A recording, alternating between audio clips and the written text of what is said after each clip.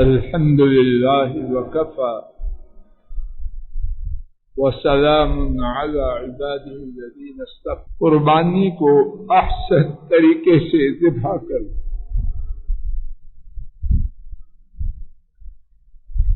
کیسا عظیم شان ہے ہمارا دین۔ نبی کریم صلی اللہ علیہ وسلم نے قربانی کے جانور کو عمدہ اور اچھے طریقے سے ذبح کرنے کا حکم دیا۔ دین کیا تھا اور ہم کیا؟ جتنا دین اچھا تھا اتنا ہی ہم نے دین کا نہیں اپنا ستیہ ناش کر رکھا۔ ذبح کرنا اس میں بھی طریقہ اچھا، تو باقی کاموں میں ردی طریقے کی گنجائش کہاں سے آئے؟ امام مسلم نے حضرت شداد بن اوس رضی اللہ عنہ سے روایت کیا کہ انہوں نے کہا سنتین حفظتہما عن رسول اللہ صلی اللہ علیہ وسلم، دو باتیں میں نے انہیں رسول اللہ صلی اللہ علیہ وسلم سے یاد کیا۔ قال حضرت صلی اللہ علیہ وسلم نے فرمایا ان اللہ تعالی كتب الاحسان على كل شيء، یقیناً اللہ نے ہر چیز پر احسان کو فرض کیا ہے، عمدگی، شاندار۔ فَإِذَا قَتَلْتُمْ فَأَحْسِنُوا الْقِتْلَ، جب قتل کرو تو اچھا قتل کرو۔ وَإِذَا ذَبَحْتُمْ فَأَحْسِنُوا الذَّبْحَ، ذبح کرو تو عمدہ طریقے سے کرو۔ وَلْيُحِدَّ أَحَدُكُمْ شَفْرَتَهُ فَلْيُرِحْ ذَبِيحَتَهُ، اچھی طرح ذبح کرنا کیسے؟ تم میں سے ایک اپنی چھری کو تیز کرے۔ اگر چھری تیز ہوگی، اب جانور نے ذبح تو ہونا ہے، تیز چھری ہوگی، اگر 1 منٹ لگتا ہے، اگر چھری تیز نہ ہوگی تو معلوم نہیں 10 منٹ لگتا۔ فَلْيُرِحْ ذَبِيحَتَهُ، اپنے ذبیحہ کو، اپنے جانور کو راحت پہنچائے۔ اب حکم الہی سے اسے ذبح تو کرنا ہے، جلدی سے اس کا کام تمام کرو۔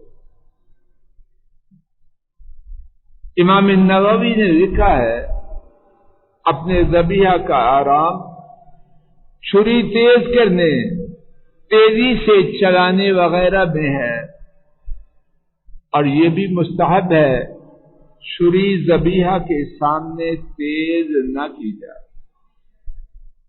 نہ ہی ایک جانور کے سامنے دوسرا جانور ذبح کیا جائے، اور نہ ہی جانور کو گھسیٹ کر ذبح کرنے کی جگہ لایا جائے۔ جانور قربان کرنا اللہ کے فضل سے، اس میں بھی ان باتوں کا خیال رکھنا۔ کیا دین تھا اور ہم نے کیا کر دیا؟ اور رسول کریم صلی اللہ علیہ وسلم نے خود بھی ذبح کرنے سے پیشتر چھری تیز کرنے کا اہتمام فرمایا۔ یہ حدیث پہلے گزر چکی ہے۔ حضرت صلی اللہ علیہ وسلم کے یہ قربانی کا مینڈا جب لایا گیا تو عائشہ رضی اللہ عنہا کو چھری تیز کرنے کا حکم دیا۔ جب وہ چھری تیز کر کے لائیں تو پھر حضرت صلی اللہ علیہ وسلم نے مینڈے کو ذبح کیا۔ 15ویں بات، بسم اللہ واللہ اکبر پڑھ کر ذبح کرنا۔ مسنون طریقہ یہ ہے، قربانی کا جانور ذبح کرتے وقت بسم اللہ واللہ اکبر کہا جائے۔ جب ہمارے دین میں ذبح کرنے کے بارے میں یہاں تک تفصیلات ہیں تو کاروبار میں دین کی تعلیمات نہ ہوگا؟ نہیں جی، کاروبار ہے دین کی بات، مسجد میں یہ کاروبار ہے، تیرا بیٹا اللہ ہدایتی دے دے جی یہ سیاست ہے، تو ساری باتیں شیطانی ہیں۔ دین مکمل ضابطہ حیات، خوشی غمی، بیماری صحت، کاروبار سیاست، ہر چیز کے بارے میں دین کی تعلیمات۔ قربانی کا جانور ذبح کرتے وقت بسم اللہ واللہ اکبر کہا جائے۔ امام بخاری اور امام مسلم کی حضرت انس رضی اللہ عنہ کے حوالے سے روایت میں گزر چکا ہے کہ نبی کریم صلی اللہ علیہ وسلم نے 2 چتکبرے سینگوں والے مینوں کی قربانی دی، ان دونوں کو اپنے ہاتھوں سے ذبح فرمایا اور ذبح کرتے وقت بسم اللہ واللہ اکبر پڑھا۔ 16ویں بات، ذبح کے وقت جس کی طرف سے قربانی کی جائے اس کا ذکر کرنا۔ نبی کریم صلی اللہ علیہ وسلم کی سنت سے یہ ثابت ہے کہ ذبح کرتے وقت جس کی طرف سے قربانی کی جائے اس کا ذکر کیا جائے۔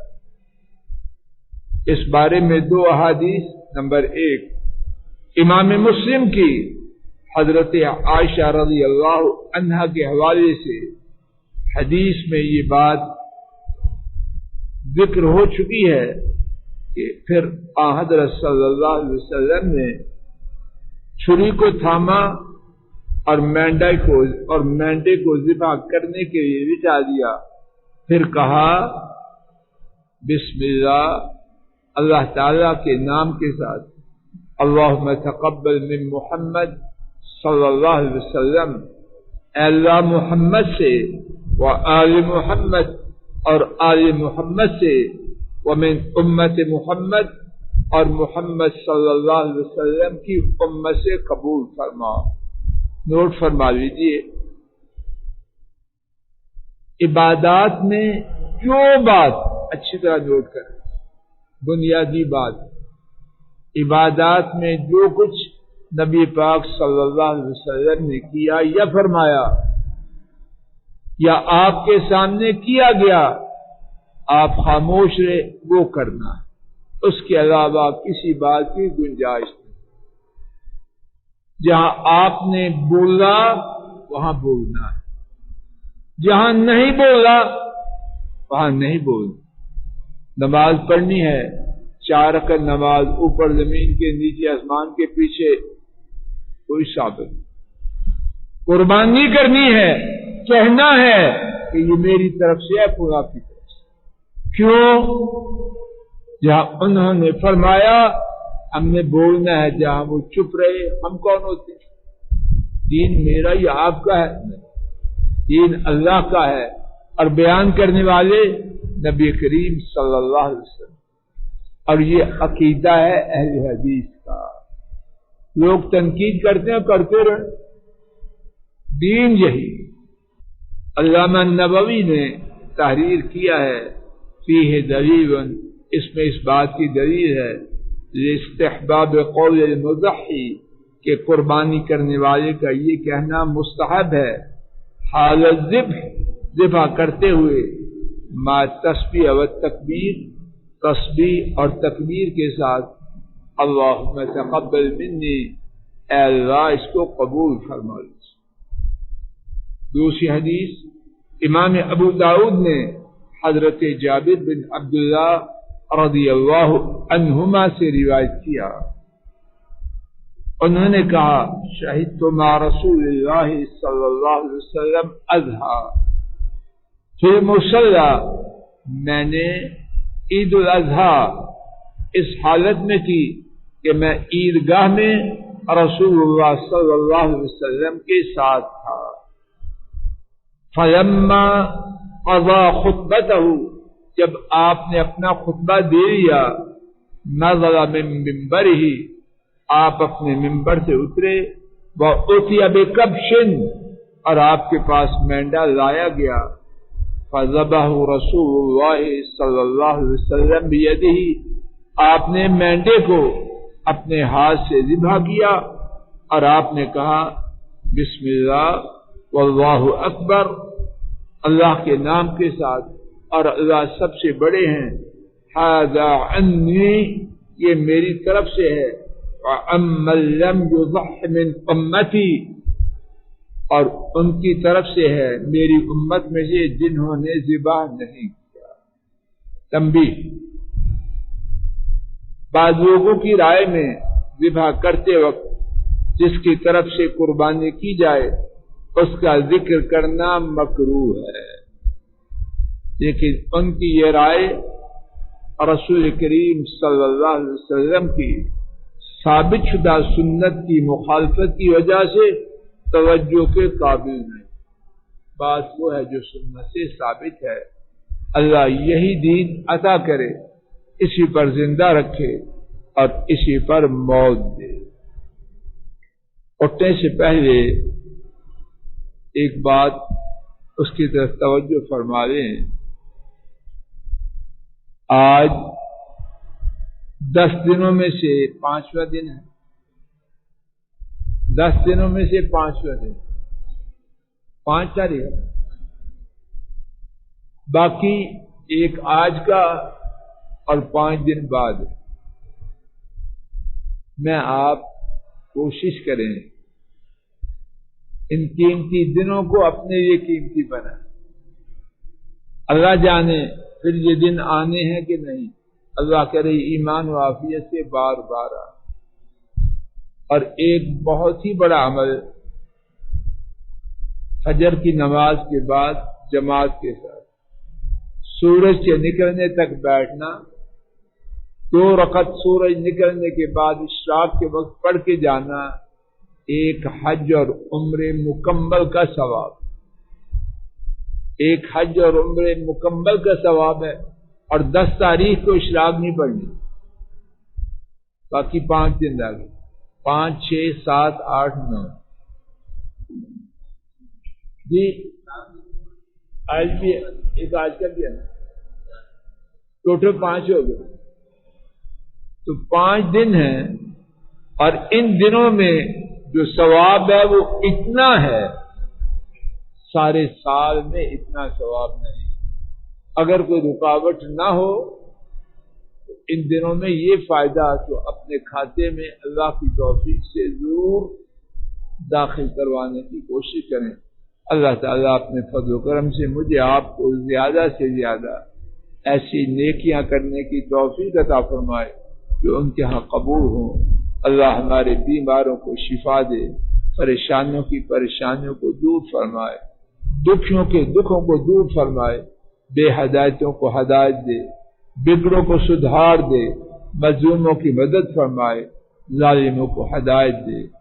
اللہ بے اولادوں کو نیک اولاد، بگڑی ہوئی اولادوں والوں کی اولادوں کی اصلاح، رشتوں کے لیے پریشان والدین کو بہترین رشتے اور رشتوں کے بعد پریشان والدین کی رب کریم مدد فرمائے. اللہ اس وبا کو ہم سے دور کرے اور جو مسلمان اس میں پھنس چکے ہیں اللہ ان کو شفا عطا فرمائے. اللہ ہماری خیر کرے، ہمارے معاشرے کی خیر کرے، ہمارے ملک کی خیر کرے، امت کی خیر کرے. اللہ ایمان والی زندگی، عافیت والی زندگی دے اور ایمان اور عافیت والی موت دے. اللہ ہسپتالوں کی موت سے، وینٹیلیٹر کی موت سے، بے ہوشی کی موت سے، بری موت سے اپنی رحمت سے محفوظ فرمائے. اللہ زندگی ایمان و عافیت والی اور خاتمہ ایمان اور عافیت والا عطا فرمائے. میرے پھوپھی زاد بھائی کی بیوی گزشتہ دنوں فوت ہو چکی ہے، التماس ہے دعا کیجیے. اللہ ہماری اس بہن کو اپنی رحمت سے معاف فرمائے، درجات کو بلند فرمائے، گناہوں کو معاف فرمائے اور پسماندگان کو صبر جمیل دے اور ان کے لیے صدقہ جاریہ بنائے.